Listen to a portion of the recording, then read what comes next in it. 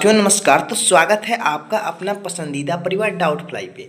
साथियों आज का सेशन बहुत ही मज़ेदार और धमाकेदार होने वाला है, क्योंकि आज हम लोग देखने वाले हैं वैसे ऑब्जेक्टिव जो हूबहू 2025 में आपसे बिहार बोर्ड पूछने वाला है। तो साथियों अब आपको डरने की आवश्यकता नहीं है, क्योंकि मैं इसी सेशन में आपका संपूर्ण हिंदी समाप्त करने वाला हूँ। तो साथियों आपको वैसे ऑब्जेक्टिव बताए जाएंगे इस सेशन में जो हूबहू 2025 में आपसे बिहार बोर्ड पूछेगा। तो साथियों अब आपको डरने की आवश्यकता नहीं है। क्या साथियों आप भी चाहते हैं या आपका भी सपना है बिहार बोर्ड में 450 प्लस मार्क्स लाने का, या आपका भी सपना है बिहार बोर्ड में टॉपर बनने का? तो साथियों आपको अब तनिक भी देरी नहीं करना चाहिए, क्योंकि आपके पास मात्र अब 1 मंथ ही समय बचा हुआ है।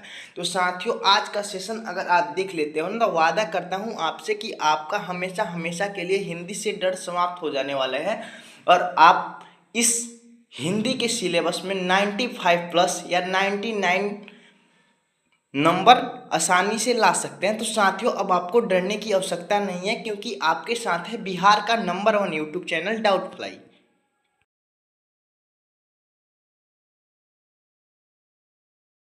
तो इस सेशन को स्टार्ट करने से पहले मैं मां शारदे को नमस्कार करता हूँ।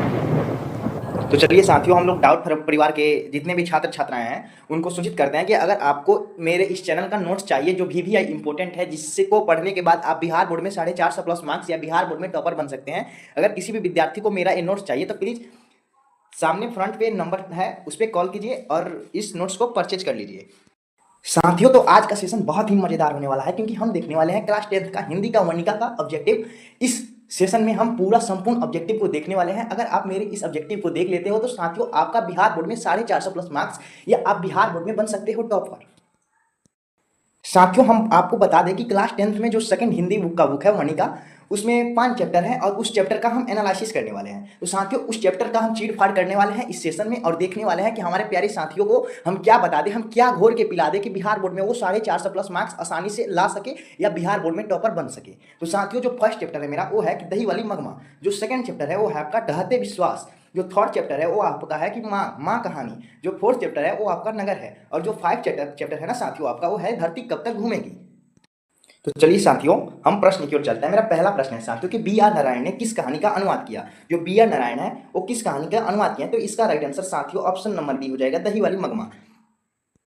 साथियों जो दूसरा प्रश्न है मेरा वो है आपका कि लक्ष्मी के बड़े पुत्र का नाम क्या था? तो इसका राइट आंसर हो जाएगा आपका ऑप्शन नंबर यानी अच्युत। अब दूसरा प्रश्न हम देखने वाले हैं, दही वाली मगमा कहानी किस लेखक द्वारा रचित है? तो इसका राइट आंसर हो जाएगा साथियों ऑप्शन नंबर ए यानी श्रीनिवास। अब हम अगले प्रश्न की ओर चलते हैं। अगला प्रश्न है मेरा साथियों कि मंगमा की बहू का नाम क्या था? तो इसका राइट आंसर हो जाएगा साथियों ऑप्शन नंबर ए यानी नजम्मा। अब हम चलते हैं अगले प्रश्न की ओर। अगला प्रश्न है मेरा साथियों कि दही वाली मंगमा के लेखक कौन है? तो इसका राइट आंसर हो जाएगा साथियों ऑप्शन नंबर सी यानी श्रीनिवास जी। अब हम चलते हैं अगले प्रश्न की ओर। अगला प्रश्न हमसे पूछा गया है बिहार बोर्ड 2025 के एग्जाम में। साथियों अगर आप मेरे इस सेशन को देख लेते हो ना, तो वादा करता हूं आपसे कि आप बिहार बोर्ड में 450 प्लस मार्क्स से आप बिहार बोर्ड में बन सकते हो टॉपर। तो साथियों जो अगला प्रश्न है मेरा कि मंगमा क्या बेचती थी? तो इसका राइट आंसर हो जाएगा ऑप्शन नंबर बी जो मिसप्रिंट है यानी दही। अब हम चलते हैं अगले प्रश्न की ओर। अगला प्रश्न हमसे पूछा गया है साथियों कि दही वाली मंगमा कहानी का प्रमुख पात्र कौन है? तो इसका right answer option number B यानी मंगमा। अब हम चलते हैं अगले प्रश्न की ओर। अगला प्रश्न हमसे पूछा गया है साथियों कि दही वाली मंगमा किस शहर में दही बेचा करती थी? तो इसका राइट आंसर हो जाएगा साथियों ऑप्शन नंबर ए यानी बेंगलुरु में। अब हम अगले प्रश्न की ओर चलते हैं। अगला प्रश्न हमसे पूछा गया है साथियों कि दही वाली मंगमा कहानी किसे संदेश देती है? तो इसका right answer option number C बहुओं को। अब हम चलते हैं अगले प्रश्न की ओर। अगला प्रश्न हमसे पूछा गया है कि मंगमा के परिवार में कुल कितने सदस्य थे? तो इसका राइट आंसर हो जाएगा साथियों ऑप्शन नंबर सी यानी 4। अब हम चलते हैं अगले प्रश्न की ओर। अगला प्रश्न हमसे पूछा गया है साथियों कि घर में मंगमा की किससे नहीं बनती थी? तो इसका राइट आंसर हो जाएगा ऑप्शन नंबर बी यानी बहू से। अब हम चलते हैं अगले प्रश्न की ओर। अगला प्रश्न हमसे पूछा गया है साथियों जो भी आई है कि दही वाली मंगमा कहानी का हिंदी में अनुवाद किसने किया है? तो इसका राइट आंसर हो जाएगा साथियों ऑप्शन नंबर यानी बी आर नारायण ने। अब हम देखने वाले हैं अगले प्रश्न को। अगला प्रश्न हमसे पूछा गया है कि रंगप्पा कौन था? साथियों जो रंगप्पा था वो आपका मंगप्पा का पुत्र यानी इनमें से कोई नहीं हो जाएगा, ऑप्शन नंबर डी। अब हम अगले प्रश्न को चलते हैं। अगला प्रश्न से पूछा गया साथियों कि मंगमा और नजम्मा के बीच झगड़े मिटाकर अच्छा संबंध स्थापित करने का माध्यम कौन था? तो इसका राइट आंसर हो जाएगा साथियों ऑप्शन नंबर बी यानी मंगम्मा का पोता। अब हम चलते हैं अगले प्रश्न की ओर। अगला प्रश्न हमसे पूछा गया है साथियों कि कथावाचक को मंगमा क्या कहती थी? जो कथावाचक था उसे मंगमा क्या कहती थी? तो इसका राइट आंसर हो जाएगा ऑप्शन नंबर सी यानी माँ जी। अब हम चलते हैं अगले प्रश्न को। अगला प्रश्न में साथियों कि अधिक बुद्धिमान कौन थी, अधिक बुद्धिमान कौन थी, तो इसका राइट आंसर हो जाएगा ऑप्शन नंबर सी यानी नजम्मा। अब हम चलते हैं अगले प्रश्न की ओर। अगला प्रश्न है इस चैप्टर का भी है कि अधिक बुद्धिमान कौन थी, तो इसका right answer option number C है नजम्मा। अब हम चलते हैं अगले प्रश्न की ओर। अगला प्रश्न था मंगम्मा की बहू का क्या नाम था, तो इसका right answer option number B Najamma. अब हम चलते हैं अगले प्रश्न की ओर कि मंगम्मा की उसकी बहू के साथ क्यों विवाद था, तो इसका राइट आंसर हो जाएगा ऑप्शन नंबर यानी पोते को लेकर। अब हम अगले प्रश्न की ओर चलते हैं। अगला प्रश्न हमसे पूछा गया कि मंगम्मा रंगप्पा से क्या चाहता था, तो इसका राइट आंसर हो जाएगा ऑप्शन नंबर बी यानी धन। अब हम अगले प्रश्न की ओर चलते हैं। अगला प्रश्न है मेरे साथियों श्रीनिवास का पूरा नाम क्या है, तो मस्ती वेंकटेश अंगार। तो साथियों इस चैप्टर का एनालिसिस होगा, यही वह प्रश्न है जो बिहार बोर्ड आपसे पूछेगा, इसके अलावा आपसे और कहीं से नहीं पूछेगा बिहार बोर्ड। तो साथियों अगर आप मेरे इस चैनल पे पहली बार विजिट कर रहे हैं तो प्लीज़ मेरे इस चैनल को सब्सक्राइब कर दें और बेल आइकन प्रेस कर दी, ताकि आपको हर पल का नोटिफिकेशन आसानी से मिलता रहे। तो साथियों चलिए हम लोग अगले चैप्टर की ओर चलते हैं।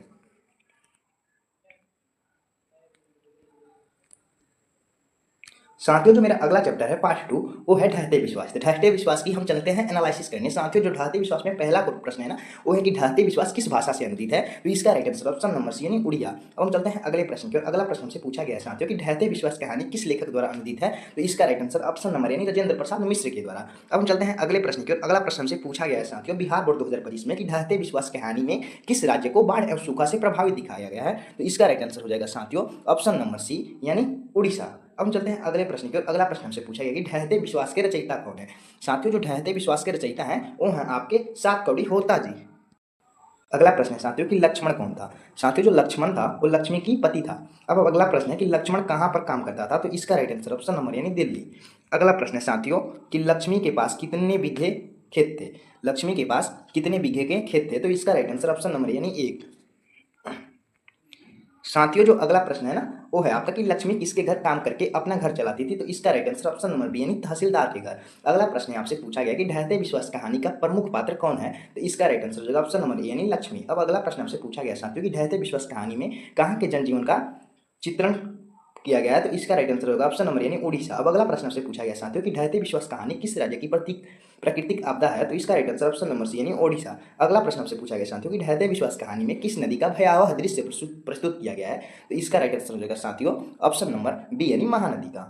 साथियों अगला प्रश्न आपसे पूछा गया है बिहार बोर्ड 2025 में कि लक्ष्मी के गांव के समीप किस देवी देवता का मंदिर था, तो इसका राइट आंसर हो जाएगा साथियों ऑप्शन नंबर ए यानी माँ मुंडेश्वरी देवी एवं भगवान शिव का। अगला प्रश्न जो है ना साथियों वो आपका है कि बाढ़ के पानी को रोकने के लिए गांव के लोग किस बांध को बनाए थे, तो इसका right answer option number B यानी देलई। अब अगला प्रश्न आपसे पूछा गया साथियों कि लक्ष्मी का घर किस नदी के बांध के नीचे था, तो इसका राइट आंसर हो जाएगा देवी बांध। अगला प्रश्न साथियों आपसे पूछा गया है कि लक्ष्मी ने बाघ की निगरानी जो बांध था उसका निगरानी करने के लिए किसको भेजा था, तो इसका राइट आंसर हो जाएगा साथियों ऑप्शन नंबर ए यानी अच्युत को। अगला प्रश्न पूछा गया साथियों कि लक्ष्मी का घर किस चीज का बना था, तो इसका राइट आंसर ऑप्शन नंबर यानी फूस और मिट्टी का। अगला प्रश्न आपसे पूछा गया साथियों कि गुण निधि कहाँ से लौटा था, तो इसका राइट आंसर हो जाएगा साथियों ऑप्शन नंबर ए यानी कोलकाता। अब हम देखने वाले हैं अगले प्रश्न की ओर। अगला प्रश्न मेरे साथियों आपसे पूछा गया है बिहार बोर्ड 2025 में कि कौन स्वयं दल के साथ बांध का मरम्मत में लग गया था, तो इसका right answer option number B Gunanidhi. अगला प्रश्न साथियों कि लक्ष्मी लक्ष्मण की डैश थी, लक्ष्मी थी जो लक्ष्मण की पत्नी थी। अगला प्रश्न आपसे कि लक्ष्मण डैश में रहता था, तो इसका राइट आंसर ऑप्शन नंबर यानी दिल्ली में। साथियों तो अब हम देखने वाले हैं थर्ड चैप्टर को। थर्ड चैप्टर है मेरा माँ। साथियों जो थर्ड चैप्टर का पहला प्रश्न है वो पूछा गया आपसे कि मंगू के अलावा उसकी माँ की कितनी संतानें थी, तो इसका right answer option number B यानी 3। अब अगले प्रश्न की ओर चलते हैं। अगला प्रश्न हमसे पूछा गया कि माँ कहानी किस लेखक द्वारा रचित है, तो इसका राइट आंसर हो जाएगा साथियों ऑप्शन नंबर सी यानी ईश्वर पेटलीकरण। अब हम अगले प्रश्न की ओर चलते हैं। अगला प्रश्न हमसे पूछा गया है कि मंगू की माँ को कितनी संतानें थी, तो इसका राइट आंसर साथियों ऑप्शन नंबर सी यानी 4। अब हम चलते हैं अगले प्रश्न की ओर। अगला प्रश्न हमसे पूछा गया है बिहार बोर्ड 2025 के एग्जाम में कि मंगू जन्म से ही क्या थी, तो इसका right answer option number C यानी पागल और गूंगी। अब हम अगले प्रश्न की ओर चलते हैं। अगला प्रश्न हमसे पूछा गया कि मंगू किस कहानी का पात्र है, तो इसका right answer option number D यानी माँ। अब हम चलते हैं अगले प्रश्न की ओर। अगला प्रश्न हमसे पूछा गया कि माँ कहानी में किसकी ममता का वर्णन है, माँ जो कहानी है उसमें किसकी ममता का वर्णन है, तो इसका right answer option number B यानी माँ की। अब हम अगले प्रश्न की ओर चलते हैं। अगला प्रश्न है मेरे साथियों कि माँ कहानी का प्रमुख पात्र कौन है, तो इसका right answer option number D यानी मंगू। अब और अगले प्रश्न की ओर चलते हैं साथियों। जो अगला प्रश्न है ना मेरा वो है आपका कि मंगू कैसी लड़की है, तो इसका right answer option number A यानी पागल और गूंगी। अब अगले प्रश्न की ओर चलते हैं। अगला प्रश्न है मेरा कि ईश्वर पेटलीकरण की रचना है, तो इसका राइट आंसर हो जाएगा साथियों ऑप्शन नंबर जो होगा वो हो जाएगा आपका बी यानी खून की सगाई। अब हम अगले प्रश्न की ओर चलते हैं। अगला प्रश्न मेरे से पूछा गया साथियों कि माँ कहानी में कौन पागल था, तो इसका right answer option number B यानी मंगू। अब हम अगले प्रश्न की ओर चलते हैं। अगला प्रश्न हमसे पूछा गया है बिहार बोर्ड 2025 के एग्जाम में कि मंगू की उम्र कितनी थी। साथियों, जो मंगू की उम्र थी ना, वो आपकी ऑप्शन नंबर सी यानी 12 वर्ष की थी। तो अगले प्रश्न की ओर चलते हैं कि मंगू जिस अस्पताल में भर्ती होती है वहाँ के कर्मचारी कैसे थे। तो इसका राइट आंसर ऑप्शन नंबर यानी व्यवहार कुशल थे। अब हम चलते हैं अगले प्रश्न की ओर। अगला प्रश्न हमसे पूछा गया है साथियों 2025 के एग्जाम में बिहार बोर्ड। साथियों, अगर आप मेरे इस सेशन को लास्ट तक देखते हो ना, तो वादा करता हूँ आपसे कि आप बन जाओगे बिहार बोर्ड में टॉपर। आपको इसके अलावा और कुछ पढ़ने की आवश्यकता ही नहीं बचेगी। साथियों, जो अगला प्रश्न हमसे पूछा गया ना, वो है कि कहानी का प्रधान पात्र कौन है। तो इसका right answer option number C माँ है। अगला प्रश्न है साथियों कि इस तरह पागल पुत्री को तो एक माँ ही पाल सकती है, यह किसकी उक्ति है। तो इसका राइट आंसर साथियों ऑप्शन नंबर सी समाज के लोगों की।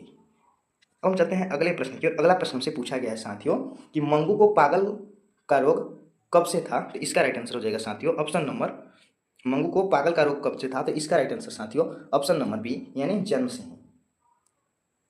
साथियों, अब अगले प्रश्न की ओर चलते हैं। अगला प्रश्न से पूछा गया कि मंगू के अलावा उसकी माँ को कितनी संतानें थी। तो इसका राइट आंसर ऑप्शन नंबर यानी 3। अब हम चलते हैं अगले प्रश्न की ओर। अगला प्रश्न से पूछा गया साथियों कि मंगू को लोग किस अस्पताल में भर्ती करना चाहते थे। तो इसका राइट आंसर ऑप्शन नंबर यानी पागलों के।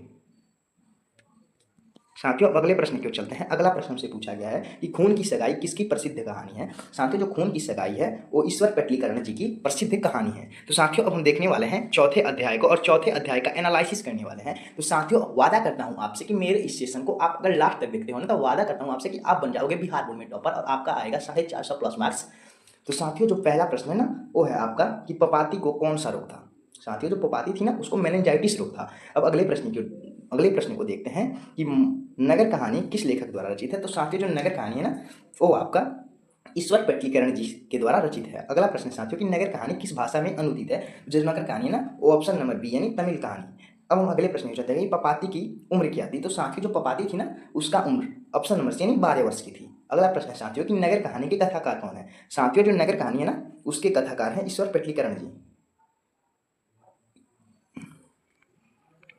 साथियों, अब अगले प्रश्न की ओर चलते हैं। अगला प्रश्न हमसे पूछा गया है कि नगर किस भाषा की कहानी है। तो इसका right answer option number B यानी तमिल। अगला प्रश्न साथियों कि पपाती किसकी बेटी थी। साथियों, पपाती जो थी ना, वो वल्ली अमाल की बेटी थी। अगला प्रश्न हमसे पूछा गया साथियों कि नगर कहानी का प्रमुख पात्र कौन है। जो नगर कहानी है ना साथियों, उसका प्रमुख पात्र जो है वो पपाती है। अगला प्रश्न पूछा गया साथियों कि नगर कहानी में किस नगर का वर्णन किया गया है। जो नगर कहानी है ना साथियों, उसमें ऑप्शन नंबर यानी मदुरई का वर्णन किया गया है। अगला प्रश्न साथियों से पूछा गया कि वल्ली अमाल की पुत्री का नाम क्या था। तो इसका राइट आंसर साथियों ऑप्शन नंबर बी यानी पपाती।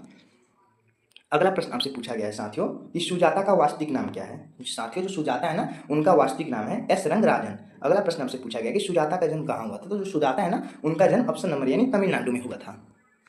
साथियों, अब हम देखने वाले हैं अगले प्रश्न की ओर। अगला प्रश्न है ना कि बड़े डॉक्टर के अनुसार पपाती को क्या हुआ था। तो इसका राइट आंसर हो जाएगा मेनिनजाइटिस। अब हम अगले प्रश्न को देखते हैं के जमुना द्वारा अनुदित रहता है। तो इसका राइट आंसर हो जाएगा साथियों ऑप्शन नंबर जो होगा ना, वो हो जाएगा आपका सी यानी नगर। अब हम देखने वाले हैं अगले प्रश्न की ओर। अगला प्रश्न है कि पपायती कौन थी। तो इसका राइट आंसर होगा अवल्ली अमाल की पुत्री थी। अब हम देखने वाले हैं अगले प्रश्न की ओर। अगला प्रश्न हमसे पूछा गया साथियों बिहार बोर्ड 2025 के एग्जाम में कि वल्ली अमाल नहीं जानती थी। वल्ली अमाल क्या नहीं जानती थी। तो इसका राइट आंसर हो जाएगा ऑप्शन नंबर डी यानी लड़ना, खेलना, बोलना, पढ़ना। जो वल्ली अमाल थी ना, वो पढ़ना नहीं जानती थी। साथियों, अगला प्रश्न है कि पहले दिन पपाती को क्या हुआ था। तो इसका राइट आंसर हो जाएगा तेज बुखार हुआ था। साथियों, अब हम लास्ट चैप्टर को देखने वाले हैं और इस चैप्टर का एनालिसिस करने हैं। साथियों, आपसे वादा करता हूं कि आपको बिहार बोर्ड से हमेशा हमेशा के लिए डर समाप्त हो जाएगा। आप अगर मेरी इस चैनल पे पहली बार विजिट करना है ना, तो प्लीज़ मेरे इस चैनल को सब्सक्राइब कर दे ताकि आपको हर पल का नोटिफिकेशन आसानी से प्राप्त हो। साथियों, जो 5वां चैप्टर है ना, वो है आपका कि धरती कब तक घूमेगी। तो उसका फर्स्ट जो क्वेश्चन है ना, वो है धरती कब तक घूमेगी किस भाषा से अनुदित है। तो इसका right answer option number C यानी राजस्थानी। अगला प्रश्न पूछा गया है साथियों आपसे कि सीता के बेटे ने सीता को कितने रुपए महामारी खर्च देने का निर्णय किया। तो इसका राइट आंसर ऑप्शन नंबर यानी 50 रुपये। अगला प्रश्न साथियों कि धरती कब तक घूमेगी कहानी किस लेखक द्वारा अनुदित है। तो इसका right answer option number B यानी सांवर दैया के द्वारा। साथियों, अब हम अगले प्रश्न की ओर चलते हैं। अगला प्रश्न हमसे पूछा गया है कि धरती कब तक घूमेगी की कहानीकार कौन है। साथियों, जो धरती कब तक घूमेगी कहानीकार है सांवर दैया जी। अगला प्रश्न है मेरा कि सांवर दैया किस भाषा के कहानीकार है। तो जो सांवर दैया है ना साथियों, वो है आपके राजस्थानी भाषा का कहानीकार। तो साथियों, अगला प्रश्न हम देखने वाले हैं सीता को अपने ही घर में कैसा महसूस होता है। तो इसका राइट आंसर ऑप्शन नंबर यानी घूटन। साथियों, अगला प्रश्न है ना कि धरती कब तक घूमेगी किस भाषा किस कहानी का प्रमुख पात्र है। तो इसका राइट आंसर साथियों ऑप्शन नंबर डी यानी सीता। अब हम चलते हैं अगले प्रश्न की ओर। अगला प्रश्न हमसे पूछा गया साथियों कि धरती कब तक घूमेगी कहाँ की कहानी है। तो इसका राइट आंसर साथियों ऑप्शन नंबर सी यानी राजस्थान। अब हम चलते हैं अगले प्रश्न की ओर। अगला प्रश्न हमसे पूछा गया साथियों कि सीता को कितने पुत्र थे। तो इसका right answer option number B यानी 3। अब हम देखने वाले हैं अगले प्रश्न की ओर कि सीता के बड़े लड़के का नाम क्या था। तो इसका right answer option number B यानी कैलाश। साथियों, अगर आप मेरे इस चैनल पे पहली बार विजिट कर रहे हैं या आपकी पहली दफ़ा है तो प्लीज़ मेरे इस चैनल को सब्सक्राइब कर दें ताकि हर पल का नोटिफिकेशन आपको आसानी से मिलता रहे। साथियों, अब आपको वैसे कंटेंट प्रोवाइड कराए जाएंगे जो हूबहू 2025 के एग्जाम में आएंगे, यानी लड़ाकू प्रश्न रहेंगे, वीवीआई रहेंगे और ये वायरल ऑब्जेक्टिव प्रश्न रहेंगे। आप जब जाएंगे एग्जाम देने तो आपके सामने यही प्रश्न हूबहू छप जाएंगे।